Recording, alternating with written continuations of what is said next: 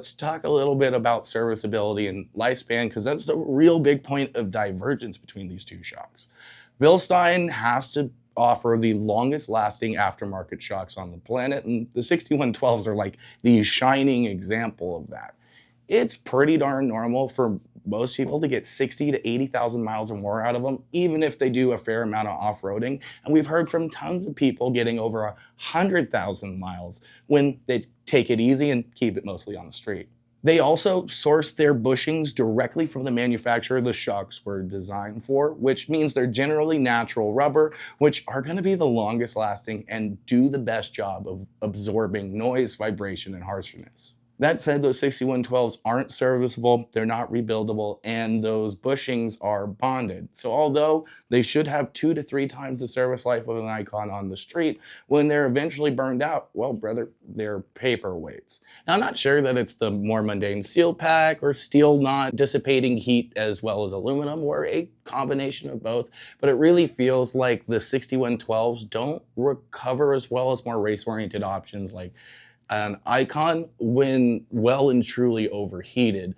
Additionally, those natural rubber OE style bushings, although much more compliant on the street and make less noise, will wear an exponentially faster rate under serious abuse compared to a poly bushing or a spherical bearing. So although they're definitely going to last longer than the Icons on your average daily driver or weekend warrior who keeps speeds tame off-road, if you lack mechanical sympathy like I do, chances are you're going to find yourself burning them out and wearing them down pretty darn quick. Now, Icon uses much more race-oriented seals that can take much higher temperatures and much more abuse, but will wear at a much greater rate under more normal uses, which is why they make it super easy to have them serviced or rebuilt so you can refresh them to be as good as new and keep them going for the foreseeable future.